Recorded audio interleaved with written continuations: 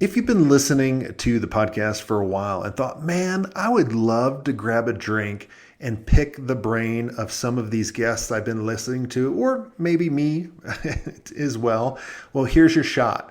I'm putting on an event this April called Elevate. This is the third year doing this, and we're going to be in Phoenix, Arizona, where we're going to have the top agency owners really come together, share what's working, get real on what's not, and really help each other scale faster. So if you're ready to finally get out of the weeds and grow your agency the right way, I want you to join me and 50 other amazing 7 and 8 figure agencies at Elevate. You'll connect with people who've been there, leave with a real growth plan, and actually enjoy the process. Now, we only have a few tickets left, so make sure you go over to elevatemyagency.com to lock in your spot now. Go to elevatemyagency.com now. You're listening to the Smart Agency Masterclass with me, Jason Swank, and we're bringing you this episode courtesy of our friends at Wix Studio. Let's go ahead and get into the show. Hey, thanks for having me. Yeah, excited to get you on the show finally. Tell us who you are, what you do. My name is Natalie Henley. I own a digital marketing agency. Technically, we're headquartered in Denver because I'm here, but we're all remote. So we're all over the good old US of A, and then we've got contractors all over the world. So, Awesome. and we do digital, but our particular brand of vodka really is on the organic side, SEO, content, organic social. And then, of course, we do some things in like performance channels like paid, but I would say that's probably lesser of a focus for us than SEO. I'd say SEO is our core. And social. Awesome. And how did you get started in the agency? Okay. So I think that I am a special brand of crazy because I have only worked in agency my entire career. So graduated out of college into the Great Recession, got my first job at Edelman Public Relations, which is a really cool shop. I was in DC, worked at Edelman, and then moved out to Colorado and got a job at this little boutique up and coming digital marketing firm called Findability Group. And this was right when like SEO was just getting started. So like I remember, so at Edelman, I worked in market research, and people were paying millions of dollars to get access to data points. And analytics comes out when I'm there, and it has 4 data points that are free, and it just blew our minds, right? So like we're right at the beginning of all of this. So I get hired at this little digital marketing agency, and it quickly just becomes, and this is the story of my career, is just start taking on things that need to be done that other people won't do. So I'm a daughter of 2 sales people. I came in, the sales process at the company was crap, so I took over sales.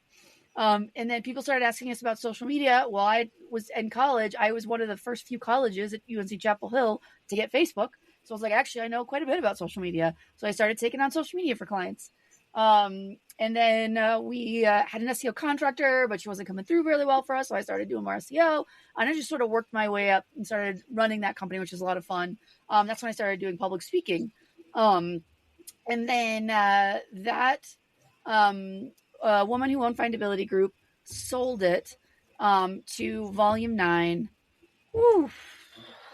Gosh, probably 15 years ago now, 10, 15 years ago, some point in the indiscriminate past. And so I came on at Volume 9, and then every title I've had at this company, with maybe one exception, that nobody had that title before me. I just sort of made up my role as I went along. So I came in running marketing. At the time, Volume 9 was white labeling. So it was an unknown brand in the marketplace. Now we're really well known, which has really been cool. And right as I came on is when Google started unleashing all those horrible algorithm updates we used to talk about back in the day, Penguin and Panda and all that garbage. And so we lost like 60% of our top line revenue in like a 60-day period. It was nuts. We had to redo the whole firm, really build out our social media side of the house and like how we were doing communications and PR and creative marketing, not just sort of paint by numbers SEO. So I started running the company then. And then right before COVID, I became a part owner. That was really exciting timing. Like you could tell a really terrible story of like, man, Natalie took over as owner and then the revenue tanked during COVID. So COVID was a thing for us. We had a lot of clients. It was funny. I would have told you going into COVID, we were really well diversified. We were not. Turns out a lot of our clients depended on the world being open. Like even our e-commerce clients, like one of our biggest e-commerce clients was a tux rental shop. Oh, So like it was just so yeah, like we were big into like travel and tourism, and that just, as you can imagine, just cratered during COVID. Um, and so we had to build up after that, and then about I should know this number off the top of my head. 3 years ago, 4 years ago, the original founder of Volume 9, I think, was just sort of ready to be done owning a marketing agency. I think when he looked around, he realized he went from this like SEO, paint by numbers, team spreadsheets thing to this very creative, strategic, different feeling thing. And I just don't think that's where his dharma was leading him. So in a very exciting turn of events, and this was, I mean, we had talked about this like over the years, but he basically he told me on a Monday we needed to talk. He was coming to my house on Friday. By Friday, he told me he was out. He gave me a number. We had a couple glasses of whiskey, agreed on a number, and then within 30 days we were signing paperwork. So it was really fast. Um, Wow. yeah, I had financing together because yeah, it turns out I didn't have like a truck of money just waiting to buy a company. So we figured it out though. Well, not many So people do. And yeah, I, that's why I wanted you on the show, because everyone always thinks about the only way to sell your agency and get out is to sell it to private equity or sell it to a bigger company. But a lot of people, and including me for many, many years, never realized to be like, dude, you could sell this to your team. Like they're committed to this. Like that's who they are. So how did you do the value, or did he just have a number? How did you figure out the, so valuation? Like, I I think the whole thing was based on trust, and part of it is that so we had looked at different mergers and acquisitions over the years. So like both of us are pretty well adept at like generally how this works and generally what the numbers are. And then okay. I've been front row seats on the numbers and running the agency for years. So and like it's basically he probably could have gotten more. I could have negotiated for less. It felt like a very fair number. I still think like I look back at it and go, that was a really fair number. And we saved ourselves a whole lot of heartache on not needing to do a formal evaluation, not needing to hire a broker. And I think what was important to Chuck was one, he wanted to exit. And then two, he didn't want the company to crater afterwards. And I didn't want to, and I think we accomplished those really well handily. And like, I mean, honestly, Chuck and I are still really good friends. Sometimes stuff comes across our list of like things that we can't help with. And it's like, oh, I know this guy over here that's really good at like programming and building things. You should talk to him. So we refer stuff back and forth. So like, it's been a really like friendly, I think it has to be really friendly, and like, there has to be a high level of trust there, because it's like, it's easy to like negotiate. Why should the number be higher? Why should the number be lower? But the raw reality is if you have somebody you're going to sell to, they probably have been looking at the EBITDA and the profitability of the agency for a while. Yeah. And it's like everywhere where Chuck could have talked me into something higher, I know I could have talked him into something lower. And we both picked something that was fair. But I think you have to just be reasonable and fair in a situation like that. So when he came to you wanting out, because I think a lot of people listening right now, some people are getting to, like people want to sell, I feel, when they get to a point where they're like, I want someone else to just take over these issues. I'm tired of it. Right.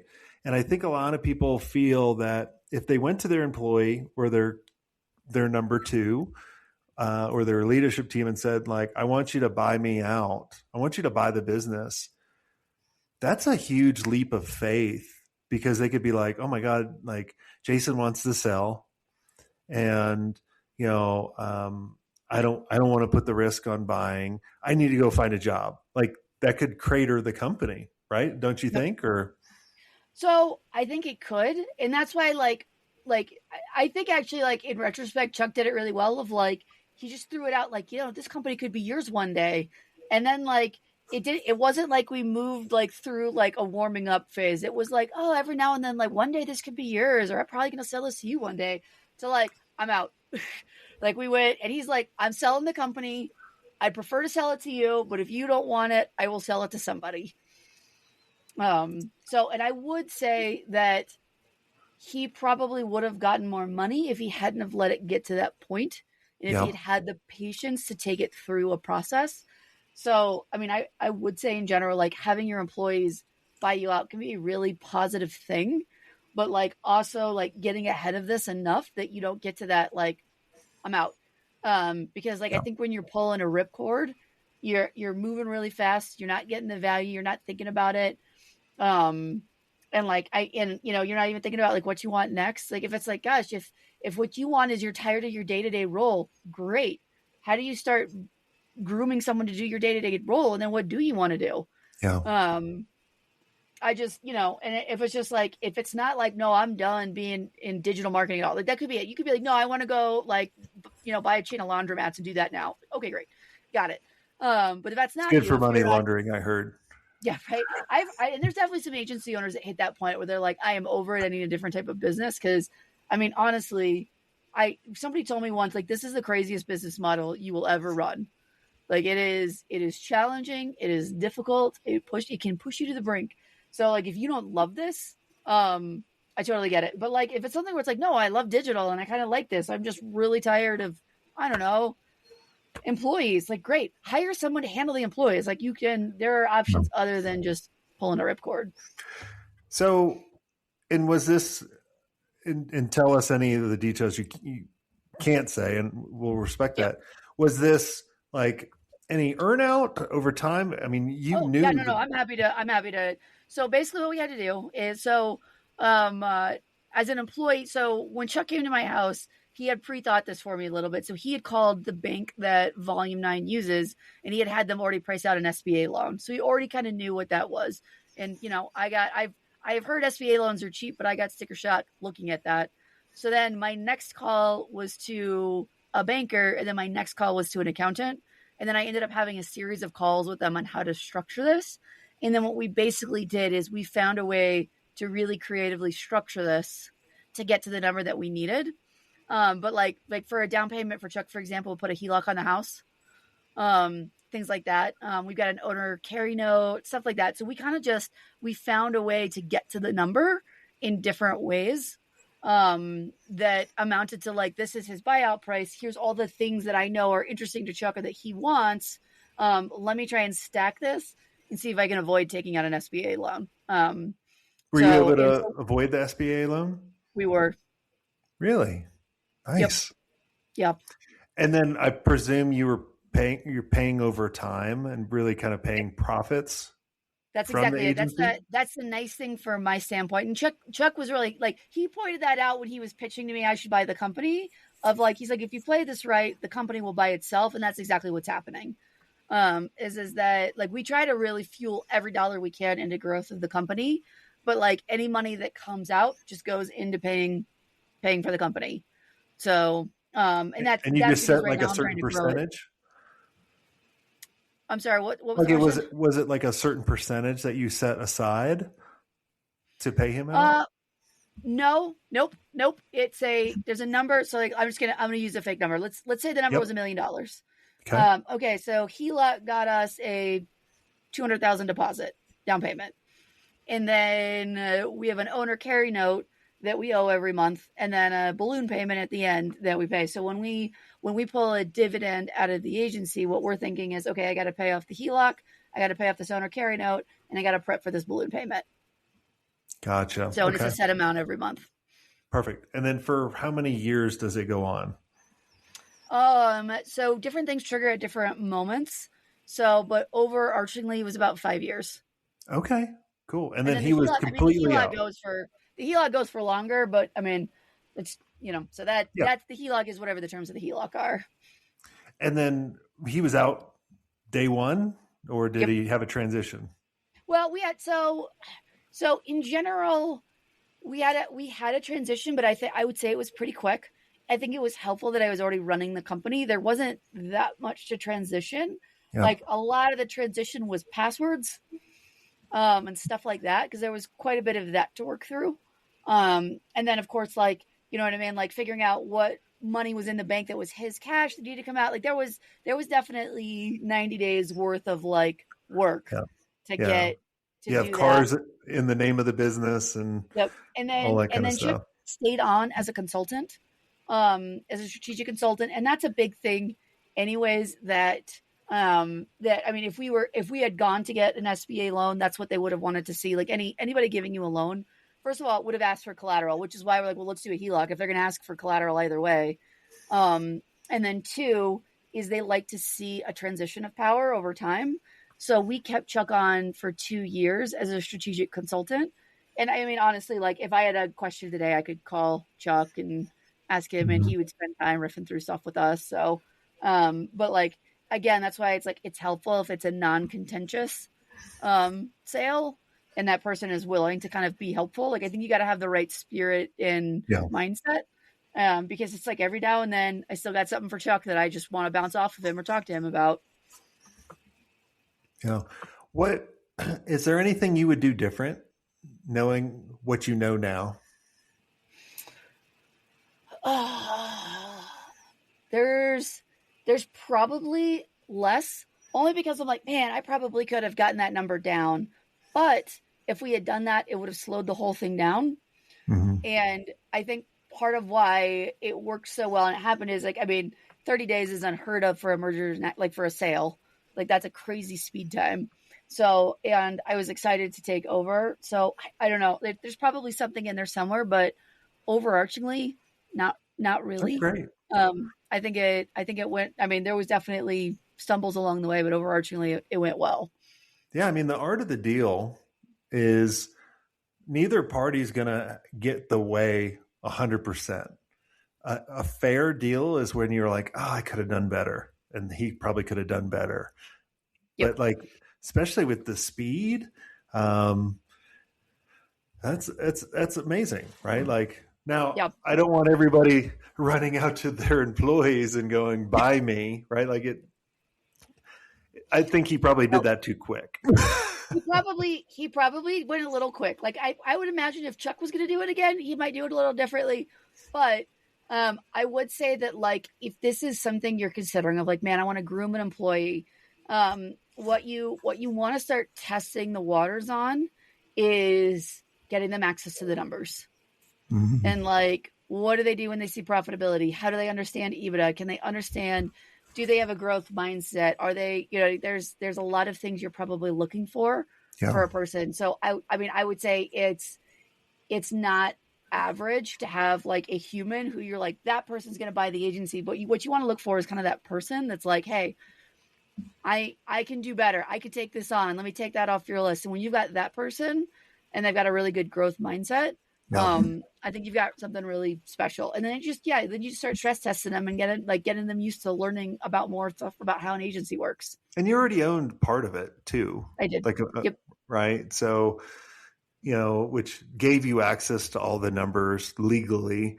And so, the process we ended up like in retrospect, the process of like, okay, I became a VP and then at some point I became a president. And then at some point I became a co-owner and kind of those sequential steps, I think were really helpful to taking it over.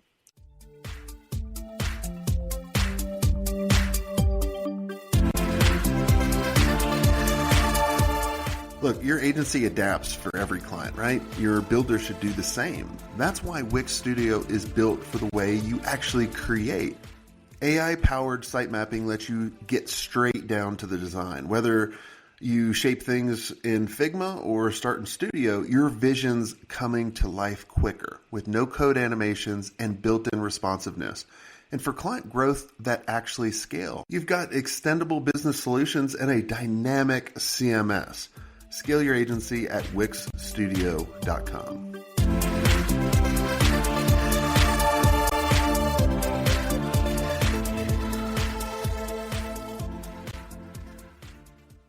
Natalie, thanks for sharing this. I just wanted to, that's what I always want to do on the podcast is just let you guys hear new ideas that's out there that maybe you haven't thought about. And it might not be the best solution for you. It may be, right? Like it's just, that's what I always tell the mastermind community is just like, look, there's no silver bullet. I always laugh at those Instagram ads of the people in front of the Lambos and this is the silver bullet, guys. This is how I crushed and got 100K a month.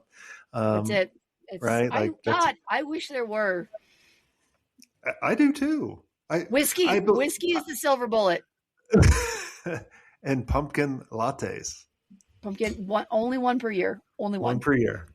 So cool. Well, awesome. Well, Natalie, thanks for coming on the show. Is there anything I didn't ask you that you think would benefit the audience listening in? I mean, here's what I would say is that I think if you are seriously considering like selling the agency at some point, you would be remiss to not at least think about your employees. And either way, when you sell, your employees are a key asset that the new company is probably going to want with them. So like it really doesn't hurt to start grooming who do you want to have more of an owner mindset. Yeah. But like even for us, like as soon as like I've got this thing paid off, I'm immediately thinking about who do I want to like partially share equity with. And I realize that's risky. Like, oh my gosh, that's equity, that's control. But like when you start thinking about the long game of like, man, I want people bought in and I want somebody at the ownership level. And really starting to think like who could you groom along that path. I think you're going to want that either way. And I just think it's a disservice if you go through the mergers and acquisitions process to sell your agency that you don't at least think about your employees first. Doesn't mean you have to sit down and tell them, hey, I'm about to sell this agency. You want it or not. But like start to be like, who could want it? And like, what if I just gave them a numbers conversation? How would they react? And what if I gave them a weird responsibility and like start to stress test it a little bit? Because it's going to feel really yucky if you sell your agency and you didn't at least give them a shot at it first. Yeah. That's one of the regrets I had when there was our VP of ops that I brought in that he knew we were going through to sell, but it shocked a lot of the other leadership team, which wound up leaving. And then it cost us a lot for an earnout and a lot of different things. And I think if I could go back and I heard this story, like I would have went to Scott and I would have been like, let's see how we can work out a deal. Now we were pretty big, so it would have been a HELOC wouldn't have done it. No. Well, HELOC on a down payment. That's what it's like. It's helpful when it was small, but like there is a way to do it. And like, that's the thing is that if you care about your employees and you care about the company you've built and you want it to be successful, there is a way to structure this. And there's even a way to phase out. Like that's like if you don't have somebody who's ready to take the reins day one, like I think where Chuck and I were in a good spot is I was ready to take the reins, but like, let's pretend I wasn't, let's pretend like I was still VP of whatever. And I hadn't had my like time as a president and I hadn't been a co-owner. Is like, there could have been a way that Chuck could have phased it and gone part-time. And like we could have set up a board. There's so many ways you could do that to have a successful transition of power, get the money you're looking for, and feel really good about where the company is going next. Yeah, exactly. Well, cool. Well, Natalie, thanks so much. And you have a cool tool. Should we tell people about it? Yeah. Oh yeah. Shout out my tool. Okay. So completely unrelated to anything else we've talked about. We have been talking to clients a lot about generative engine optimization and AI SEO. And we have a free grader that we just launched. That if you put it in your website and optionally put in a blog post, it'll just give you a score against a bunch of best practices for AI SEO. Where do they go for this? You go to geo.v9digital.com. Okay. Say it one more time, just so as people try. geo.v9digital.com. Awesome. Well, everyone go check that out. Natalie, thanks so much for coming on the show. And for everyone listening, if you want to be around other amazing agency owners like Natalie, where we get together on an ongoing basis and just talk through what's happening, really relate to what you're going through and figuring out a solution and seeing things a little bit differently because you're in the pain. A lot of times you can't see that solution. We'd love to help you guys out and introduce you to the rest of the community in the mastermind. Go to agencymastery.io and check it out. And until next time, have a swank day. Thanks, Natalie.